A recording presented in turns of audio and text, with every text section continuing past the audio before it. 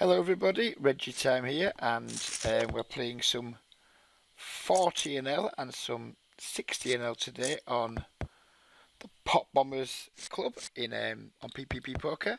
Apologies for only producing one video last week. I had a pretty busy week away from the tables and just didn't have time to grind at the times where I'm able to record. Most of my mornings were full. Then my afternoons, the wife's at home, so I can't really record. And then in the evenings, I've not really been playing much poker because I'm enjoying just spending time chilling with the wifey. Poker is, well, it's just it's a pastime for me now rather than anything else in terms of playing, because I've made myself busy in other areas, business-wise, and I just don't have the time to. I don't have time to absorb content to help keep me playing at my sharpest. I don't have time to play as much as I'd like to keep me at my sharpest. I'm planning on hopefully changing that at some point, but for the next few weeks, most of August and early September, there isn't going to be much chance for me to absorb myself in poker in the way I'd like, because it's school holidays. My respite care has kind of kicked up a notch. I'm doing more work than I'd expected to do, and I'm more than happy to do that because it's important to me to do this work, and it's important to the families that I work with that I do the work. And so yeah, poker's kind of on the back seat at the moment in terms of playing. But this week I've got a little bit of extra time off. I've managed my time to allow me to enjoy Glorious Goodwood, which is one of the horse racing festivals I enjoy. It's not top of the list of horse racing festivals. Cheltenham's first, Grand National Meeting second, probably Royal Ascot third. But I do like a bit of Glorious Goodwood, so I'm only working 7 hours this week, which is pathetic really, isn't it, when you think about it? So hopefully I'll be able to play some more poker. Hopefully, I know there's like a new Stefan Sondheimer video out that I want to watch on YouTube. So hopefully I'll watch that and it will inspire me to get a grind on. And hopefully we can whack at least one more, hopefully 2 more videos out this week. When I absorb poker content these days, and I still absorb plenty of it, I just prefer watching streamers. I like tonight's Monday night. I want to watch Duesenberg tonight. It's always a good fun stream. Tomorrow night, probably not with anyone I want to watch in particular. Probably just watch a bit of TV with the wife. Wednesday night, there could be another Sky streamer. Basically, I enjoy watching all the Sky streamers and just having some banter in the chat with the regulars and some players that I've played with for a long time and I'm familiar with in an internet sense. Never met any of these guys in real life, but you feel like you know them because you've played against them for so long and you've chatted with them in various places for so long. So yeah, I'm very much at the minute very recreational, and to be fair, my recent results have definitely suggested that. I'm on something of a downswing, not a major one. We're only talking maybe $300 or $400, but I'd like to correct that. I'd like to steady the ship and start getting my my bankrolls trending in the correct directions again. But if they don't, they don't. I've never been one to play above my roll. Well, when I was younger and didn't know what I was doing, I was. But for the past God knows how many years, I've never been one to play beyond my roll. If I lost enough money where I had to move down to 20NL, that is exactly what I would do, or 10NL or whatever. I just want to play in soft games and enjoy myself really, and once I rediscover my focus, I'm sure my results will come back. But in the meantime, we'll just plod along and hopefully have some fun. We'll play 3 tables today because I just feel like playing 3 tables. I know the last video was 2 and I said I was going to do a lot more 2 tabling, but I'm feeling the 3 table grind this morning, so that's what we're going to do. And I hope you guys enjoy it. I hope we can get in some interesting situations and produce some watchable content.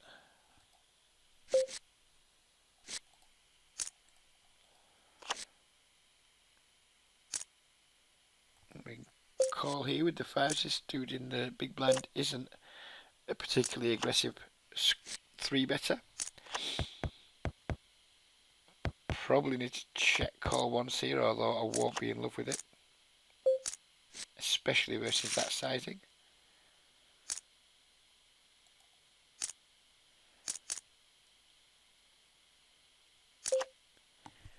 He calls two. I'm not sure what's going on here. It can't be too strong when he just check calls unless he's running some slow play. If I was him and I had a 9, I wouldn't just call versus that 3 blind bet personally, but that's what I've been caught out quite a bit lately, is just like how passive people are with pretty strong hands around here.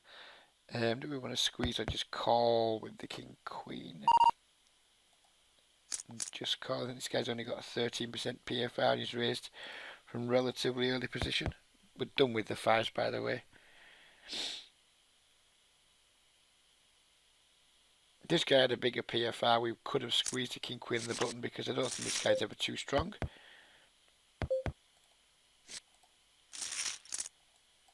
And then when this like snap checks through, we're going to kick it off with a smaller bet than that, and possibly run 2 or 3 streets here against the 53/5. We're just calling and trying to use our position well.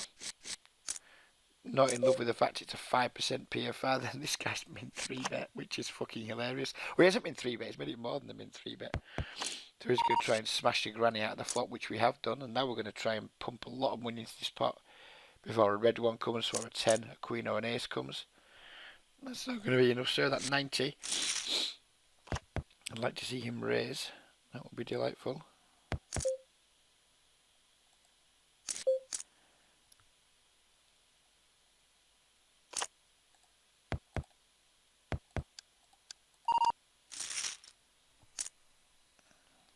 Really hope this dude's got aces here. He doesn't have aces, that's a shame.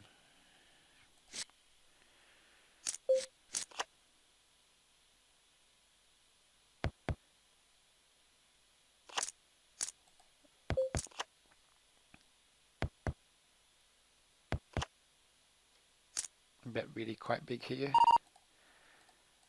And just have like a, hopefully have an easy river shove on some bricks. Oh, that's a nice river. Shame it couldn't have been the king of hearts. I think the king of hearts would have been perfect. But we've set up to jam, so that's what we're going to do. And we don't get the call, unfortunately, but still, nice pick up. He did have aces and he got away. What the fuck? What the fuck is that all about? He got away from aces with like a stupid play pre-flop. Tiny bit on the flop and just folded. Fair play to you, sir. Fucking absolutely fair play to you. That has gasted my flabber. Unreal scenes. How does he not pay me off there at least a little bit more than just 90 fucking cents? Well played, sir. I'm not sure it's well played, but well dodged.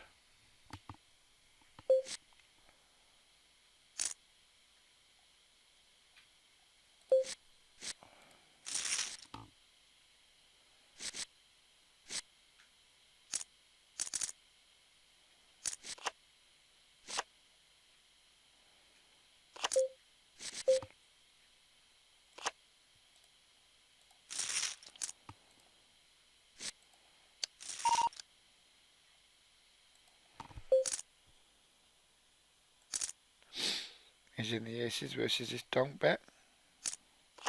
He calls. Turn should be a good card for us. Nothing improves apart from 2x, which if he's donking that, then he's probably going to get the best of me now.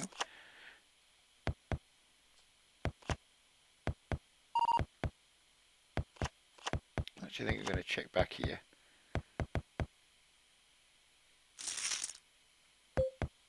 I was hoping he might like lead the river and we could raise. We might get good value from 9x. I think if we like bet the turn, he sometimes maybe folds like a 9x type holding. Not in love with that 6. I think we're going to bet fold here and feel pretty dirty about it. Just try and get called by a 9.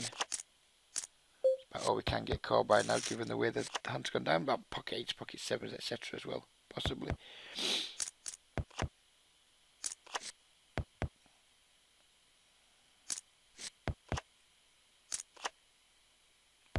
Maybe I should have bet that turn. Didn't want to be raised on that turn. They want to be like fall for the whole donk call flop check raise turn line, which is like always super nutted. So I wanted to avoid that. But never mind. See it quite a lot. It's a trap I've been falling into a lot lately. People like donking flops pretty strong and then just calling, then going for the check raise turn, going for the old slightly different stacker donk line from the olden days. Did not want to fall into it. Certainly was a bit weak though. He was certainly a bit weak from me. Not good play.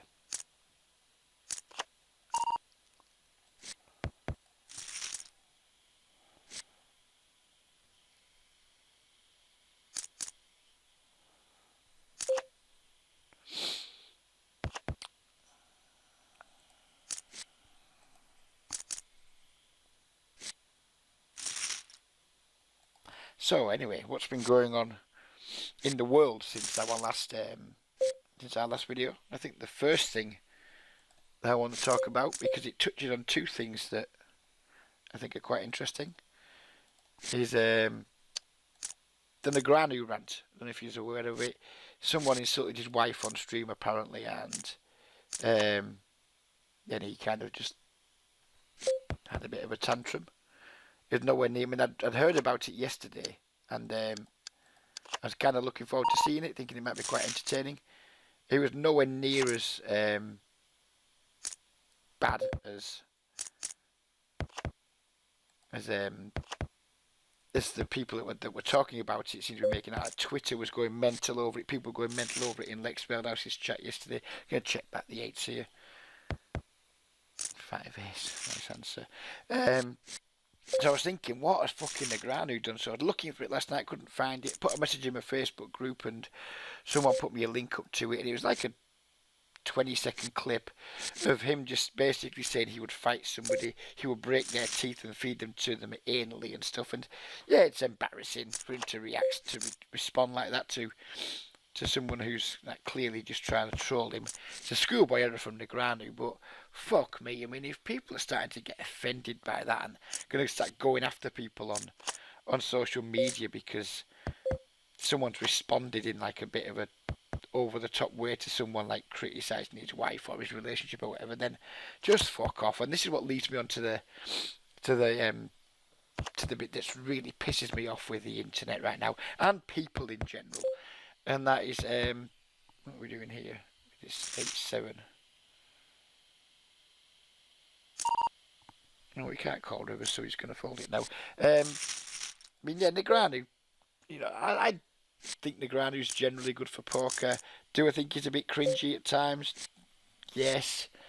Do I think he's probably off his tits on steroids? Yes. Do I think he's an absolute narcissist? Yes. He's all of those things, but I still think he's good for the game. He does a lot of good promotional work for the game. He brings a lot of people in. He's engaging to recreational players. He's dropped a bollock here, but it's not the end of the fucking world, is it? It's nowhere near as bad as what like Matasau did. Matusau, not Matasau. It really pisses me off when I see people type Matasau, Matasau. Fuck off. Just read your cunts. Matusau. It's just kind of cringy what he did, isn't it? But then you see loads of people on the internet, like all these fucking people who just want to show out on Twitter or on Facebook or on fucking Instagram or whatever, just how fucking woke and liberal they are by actually being totally fucking illiberal. Fucking get on my tits. The slightest little thing. Oh, I'm so offended by that. No, you're fucking not. You can scroll down these people's fucking feeds, right? And you'll see a tweet from them. They're saying they're so offended by something some fucking wanker B-list celebrities fucking said on some shithouse fucking television program that no cunt watches anyway. And they're like, oh, I'm so offended by this. Fucking look at me, I so fucking virtuous and fucking marvellous. And oh wow, it's really spoiled my day. It's fucking this bloke should be cancelled and this, that, and the fucking other. The whole cancel culture that can fuck off as well. And then you'll scroll up the timeline like fucking, they posted something 5 minutes later, like, oh look, a handbag that I want to buy, or, fucking look at this fucking nice picture of a fucking gif of a pussycat or something. Like, fuck off. You absolute fucking wankers. The faux offence culture really, really fucking grinds my gears. And it's like, fuck off, you absolute cunts. Can you imagine if you actually acted like that in the real world and not just the internet? And you went around throwing your hands up at every little thing that happened. That like, you thought, well, I'm not sure I'm totally on board with that. Just fuck off. You absolute pricks. Isn't Negreanu a fucking narcissistic fuckwit? Yes. But really, did what he did what he said should it have provoked such a fucking hand-wringing reaction? Not from anyone remotely fucking normal. It shouldn't have. The reaction to what Negreanu did from many people is actually a lot worse than what he actually fucking did. So, yeah. Bell ends. I watched a Frankie Boyle comedy special last week for my American viewers who might not know who Frankie Boyle is. He's a very gritty Scottish comedian. He's actually a very intelligent and very sensitive guy, but he just really dark humour, like really dark offensive humour. And the reaction to him on Twitter was kind of a mix of normal people saying, fucking hell, that was genius, or it's not for me, but they can understand the message he's trying to send out, and then a bunch of people who were just fucking offended at every single thing he said just about. I mean, it's Frankie Boyle. You know what you're going to fucking get. What are you getting so fucking wound up about? We have to call this with the second nuts, although I don't love calling pot-sized riverbeds. I like it when someone's got that, though. Like, we used to get offended by Jim Jeffries, by fucking... I mean, if we're going to get offended by a comic, it's going to be fucking Chubby Brown. And it's not because of the things he says, although he is a racist, sexist fuckwit. It's just the fact his comedy isn't that fucking funny anymore. And that's what offends me, is that, fucking hell, this guy makes a living from comedy. Are you fucking serious? It's just like, why are people getting so offended by him? If you're going to get offended by pricks like fucking Wiley, who just went mental on Saturday. And again, wow, he's got some fucking shit opinions, but, don't necessarily get offended by his opinions, because deep down you're not, unless it affects you personally, you're not offended. Just get offended by the fact that someone who's clearly of such fucking low intelligence and emotional intelligence makes a lot of fucking money. That's the thing to get offended by. Like, how do these people fucking achieve success in life? Just like Piers Morgan says that vegan sausage rolls shouldn't be a thing, and Twitter goes fucking mental. Just fuck off, mate. Not Morgan. I mean, Morgan can fuck off. He's a bit of a dick as well, but people that get triggered by him, just fuck off. You absolute fucking fairies. I think we're going to call this bet here. Not going to call that turn versus that sizing and that speed of bet. So yeah, basically, illiberal liberals who try to show how woke as fuck they are by being offended by every slight fucking thing that's just a little bit crossing a line somewhere. You can all fuck off, because you're worse than the people that you actually fucking get offended by. Because what happens is that all the people in the centre, and there's a massive amount of them, there's like the hard left, the hard right, and then the fucking snowflakes either side of it, who get offended by each other on each fucking extreme. What you do with your arguments is you just alienate like the 75 to 80% of people in the middle, who are just like, they are all prone to being persuaded one way or the other. But when you're out there, like, constantly being offended by things that aren't that offensive, like fucking wanting to get Fawlty Towers cancelled, or wanting to get Little Britain cancelled, or like, because someone did blackface 25 years ago, when, fair enough, it was still distasteful, but it was a different time. You're out there getting offended by all that shit, trying to get everything cancelled. All you do is you alienate the people you're trying to convince of your argument. People, I guess, that ultimately you're trying to convince to vote in your way in various elections. They're just going to be like, "Oh, just shut up, mate," and they're not going to be interested in what you have to say anymore because they're going to be sick of you. And I mean, I've been a little bit like that in the past. I've been a bit I am left wing, but I like kind of been a bit preachy and got on my high horse about things that weren't that important to me to try and convince people. And to be frank, it just doesn't work because I've spoke to lots and lots of people and they just say, we just switch off, we ignore, we unfollow, we block.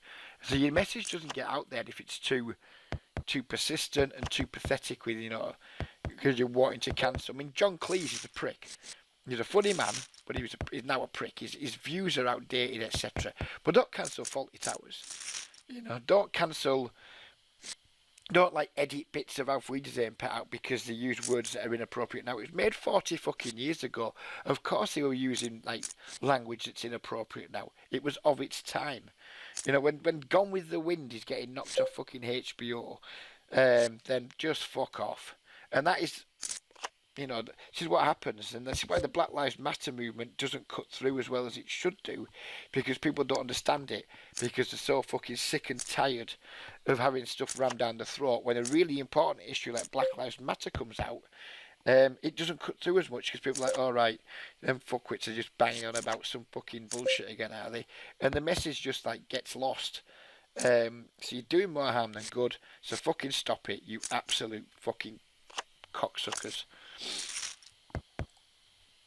End of rant. That is quads. We're a big fan of that. I'm a big fan of making quads.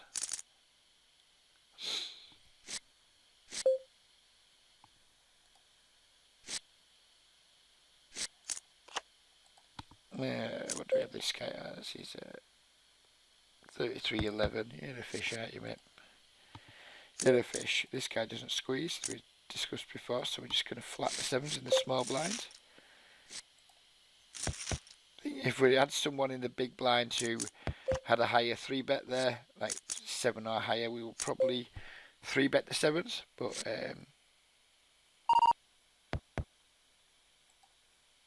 even we got a passive player in the big blind, we're not going to. I think we can't check sevens twice even just fold to 1-bet. Might even call the river. It's not the scariest of runouts.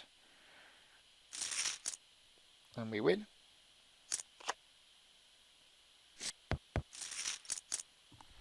Any Villa fans out there watching? Really pleased that you managed to stay up yesterday.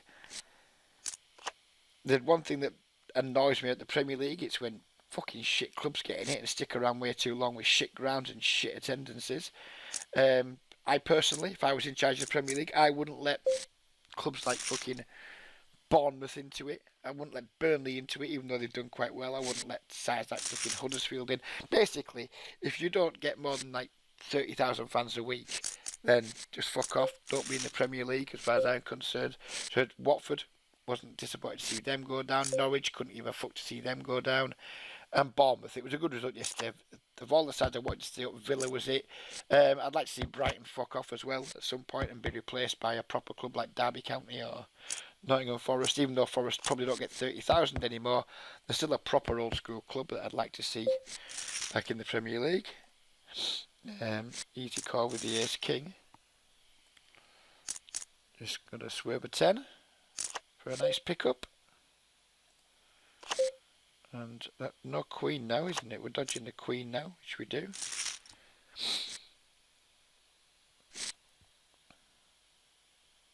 So yeah, it was nice to see Villa stay up. Liverpool win the league. It was a shame not to see. I mean, this is going to go against what I just said then. And normally, I wouldn't want to see a club like Leicester in the fucking Champions League because they don't deserve to be there because they're a shit small club. But I'd like to have seen them there at the expense of Manchester United, who, as a Liverpool fan, I am just that genetically programmed to fucking hate. So it's a shame we couldn't see United kicked out of the top 4. But never mind. Can't have everything in this life, can you? You can't have everything.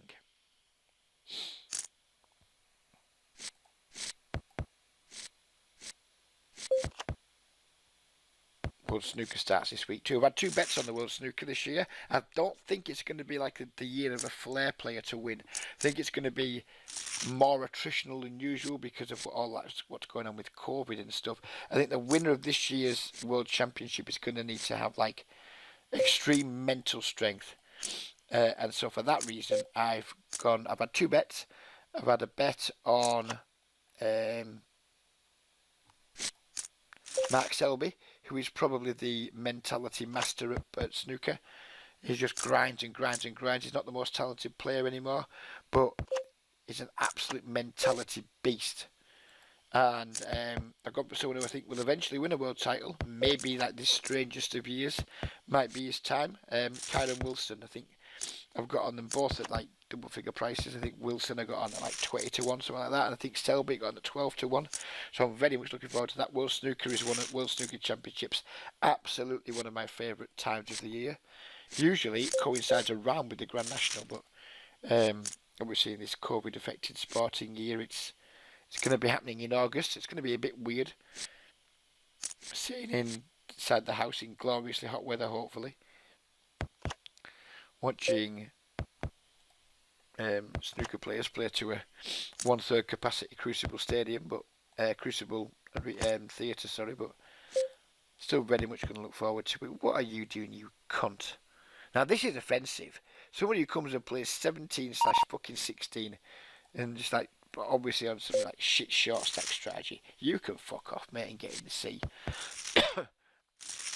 This table probably isn't worth playing that much now. We've got this dude in the big blind who's relatively aggressive. You've got my friend Omar, who's a good player. We've got the one whaler we have position on, but we've then got like aggressive breaks behind us. Might see if we can find another table to swap this one out. We've kind of got most of the juice out of this table anyway. So yeah, looking forward to the snooker. For definite. Should be a lot of fun.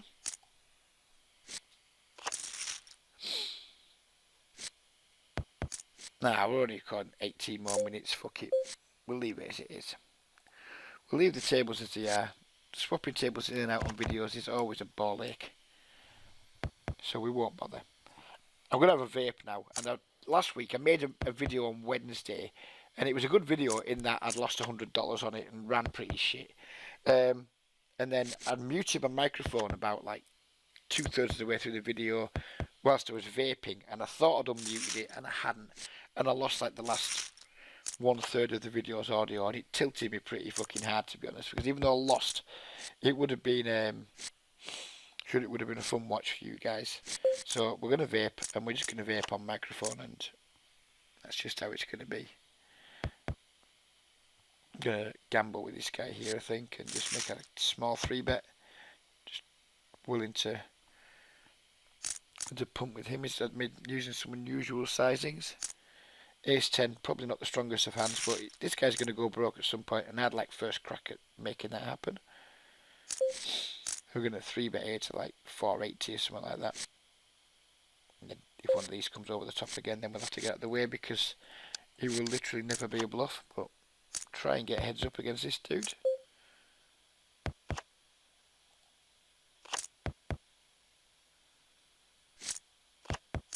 Oh, and then he just put the 4-bet in. Well, it's easy now. I don't care. We're getting a ridiculously good price. I'm just going to fold anyway. And we were buried. We weren't buried versus this dude. You know, I've turned a double gut shot over here against this whale. Do I want to try and bluff with my double gut shot? It sucks to get raised here, but we have like such a weak hand, and we need to bet. And we take it down.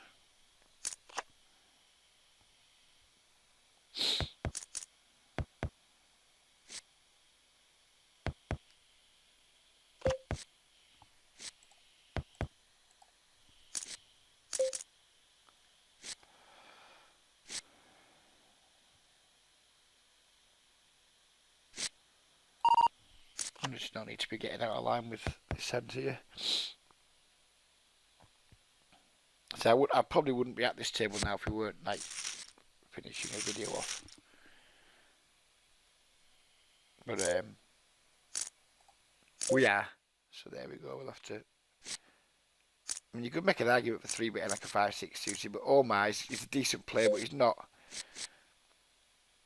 overly aggressive. He's usually playing solid holdings. I'm sure he's got some bluffs at some points, but typically he's a pretty solid player, and I don't need to have. Oh, that table's coming too small. Don't need to have a weird dynamic with him. Bring it back to this side. Have a look in Fight Club. See if we can find any.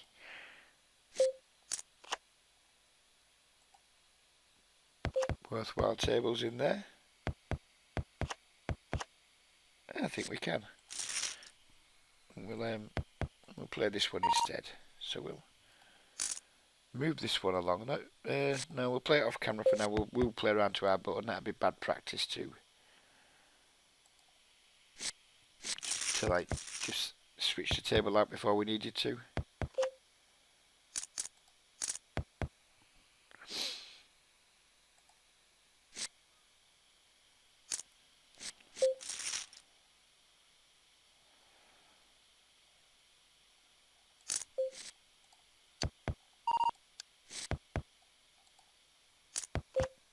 Bet the king queen suited.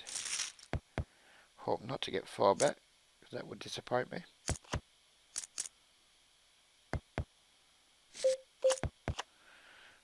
We get called and we flop. Decent, I suppose.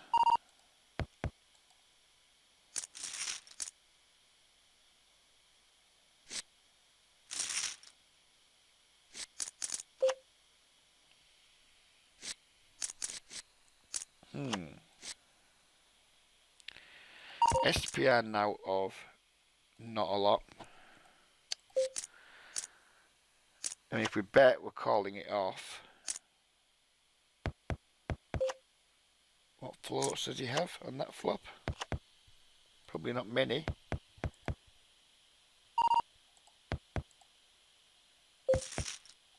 Just don't know what size to make it. Oh fuck, I timed out and I didn't mean to. It's going to make things a bit more confusing now.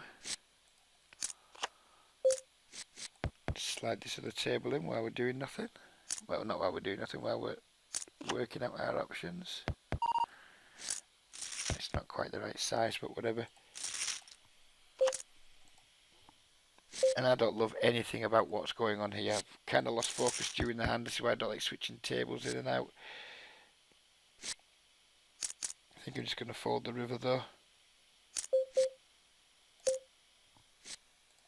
I'm annoyed with the whole situation. I'm annoyed with the whole hand because I misplayed the turn by timing out. I think I wanted to just bet the turn.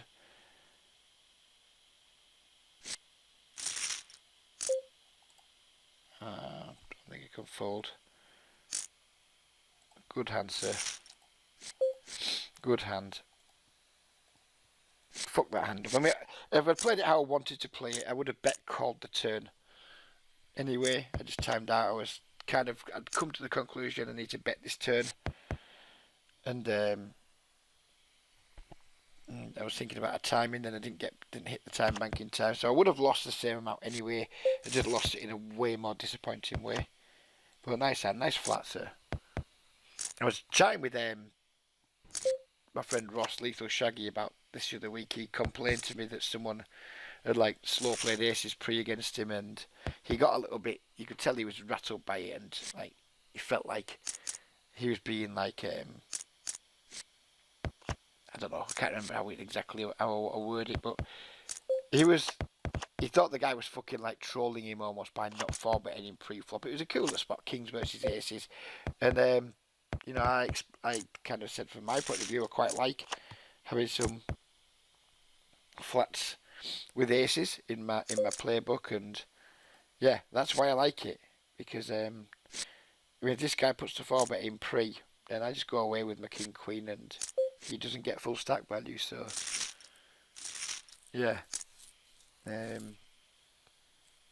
take the emotion out of it, and just sometimes appreciate A good play for being just that, a good play.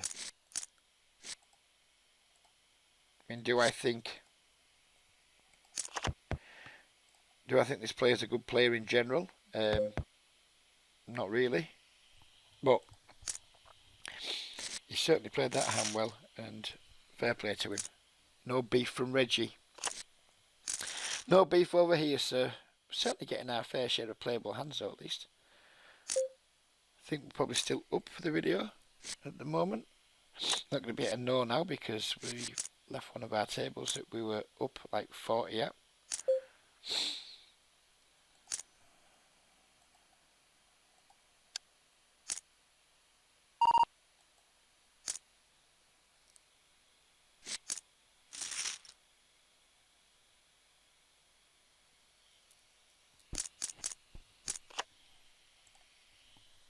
Yeah, I rarely get tilted when I lose a big pot. Like, the most annoying thing about the hand for me isn't that I lost the money, as you can probably tell by my comments. It's the fact that I lost focus. That's switching the fucking table in and out during the hand wasn't fucking clever. Yeah, that annoyed me. Then I kind of lost a bit of focus. That caused me to time out on the turn when I wanted to bet. Even though I would have lost them money, at least I would have lost it, in my opinion, in the correct way, if you will. Yeah, so I'm not happy how I lost focus in that hand, but in terms of like the result and the outcome, then no beef with it whatsoever. These guys aren't big three betters, so we're going to 3x. If one of these guys had 6 or higher 3 bet, I'll probably 2.5x it. We'll go with the 3x.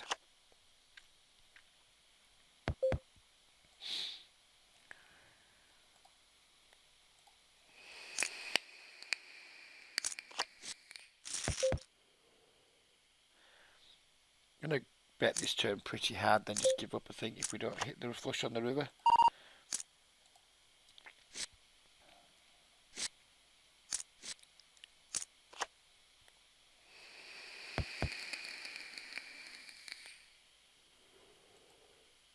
Here comes the lead.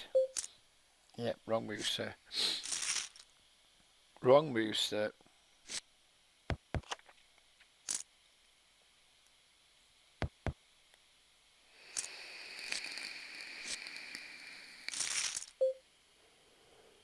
Although, to be fair, I was never betting, so he was never making any more money.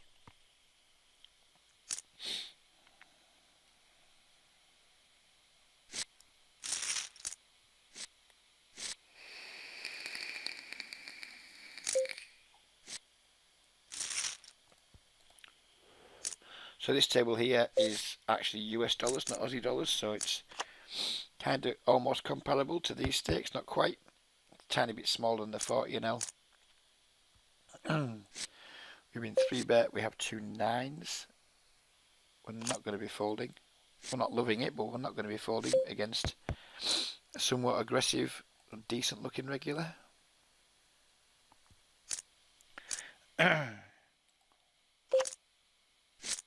Now we're going to be folding.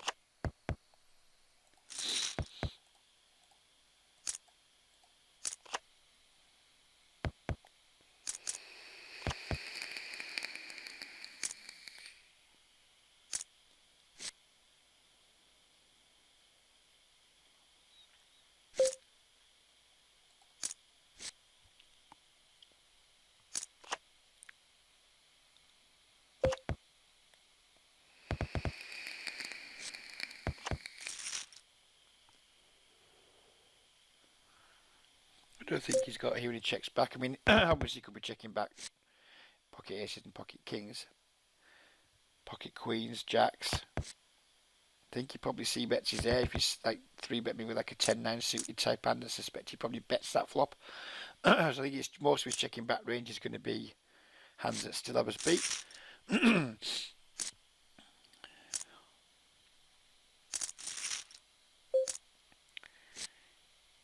Bets pretty big on the turn. It doesn't really matter. We're going to fold anyway.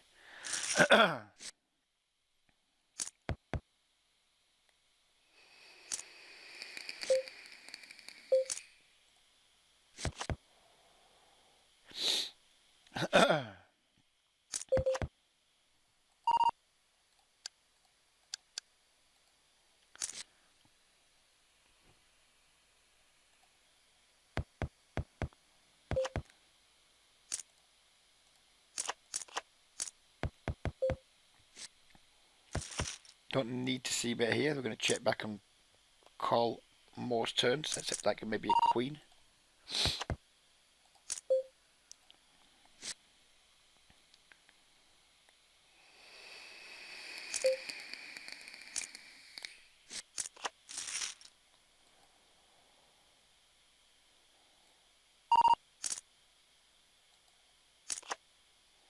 And I think I'm going to call this river too. Think if he bets.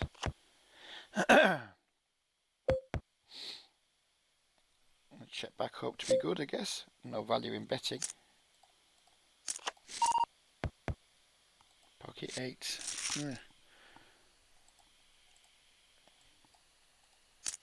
Fair play.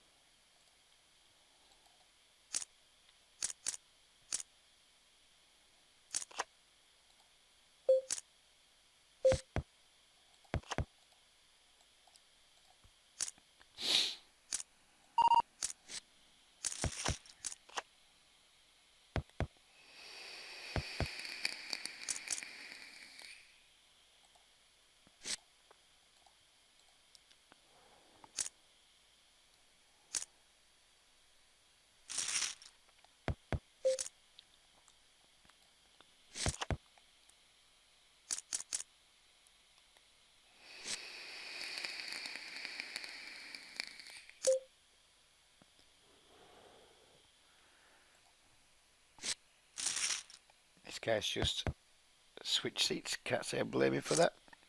It's never a good look, but I can't say I blame him. I don't mind too much either, because it means we're going to position on him most of the time if the table fills.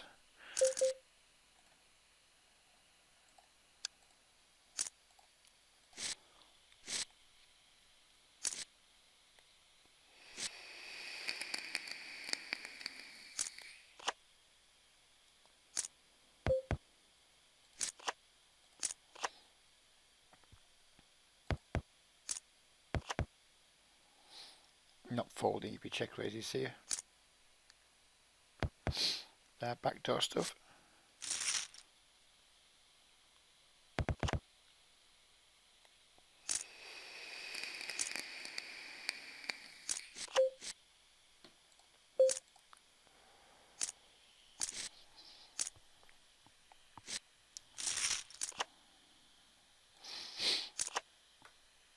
Five's not a good card though for us. We were hoping to see a green one or a 10 or a king. Donked into here. We're going to raise because I rarely believe donk bets on paired boards. He snap calls.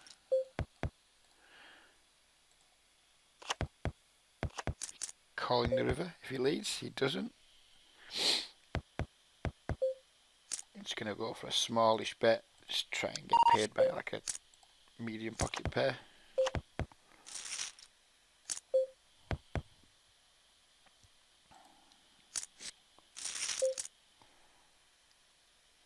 It's 10 off under the gun. No thank you. No thank you.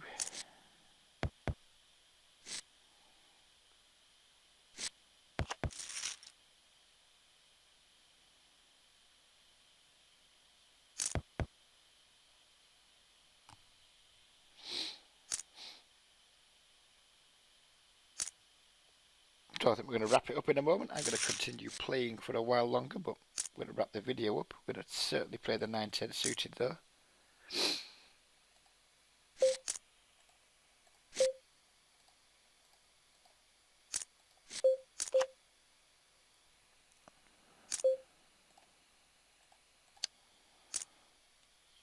Three bet by somebody who barely three bets. Just don't let him take it. They've been defending way too many three bets lately. And it hasn't been working out well for me, so that's something I'm working on this week, is just like being disciplined facing three bets from players who don't do a lot of three betting. I think we're probably good here with our 9-10, but I don't think there's a huge amount of value in betting.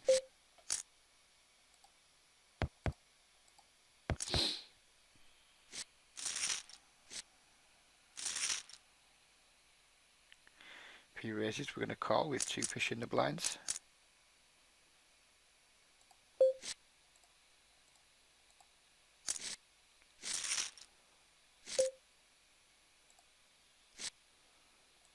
This table is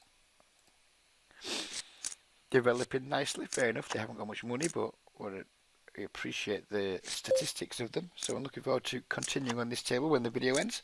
But I think we'll leave it there. 45 minutes of hopefully engaging content. Won some nice spots, lost a big one. Then played that interesting Ace King versus 8 against this dude. So probably not the most profitable video ever. Maybe even slightly losing, I'm not sure. But yeah, I enjoyed it. I hope you guys did too. Hopefully we're back with another video later in the week, at least one. And yeah, good luck with your poker this week if you're getting involved with Glorious Goodwood. If you're from the UK and you like a punt on the horses, good luck with that. And yeah, take care everybody, and we'll see you soon. Bye bye for now.